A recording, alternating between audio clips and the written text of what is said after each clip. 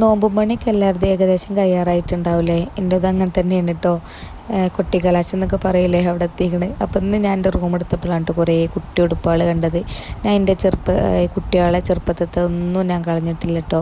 ഓലെ നാപ്പയും കുപ്പായും 90-ഇട്ടതും എല്ലാം ഇപ്പോഴും എൻ്റെ അടുത്തുണ്ട്.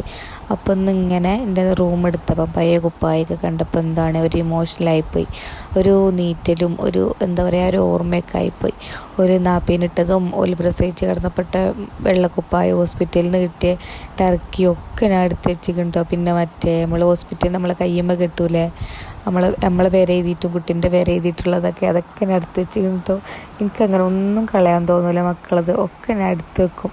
എന്നിട്ട് മറ്റേ ഉർവശീൻ്റെ പോലെ ഇങ്ങനെ വലുതാകുമ്പോൾ കാണിച്ചെടുക്കാനോൽക്ക് ഇത് നിങ്ങളിട്ട് കുപ്പായി എന്നൊക്കെ പറഞ്ഞിട്ട് അതുപോലെയുള്ള സംഭവം എന്നിട്ട് ഈ മറ്റേ പൈതൃകത്തിൽ ഞങ്ങൾ ഫോട്ടോ കൊടുത്ത ചെറുപ്പത്തിൽ ഞാനത് നെയിലുവിന് കാണിച്ചു കൊടുക്കേന് ഇതുമ്മച്ചാണെന്നും പറഞ്ഞിട്ട്.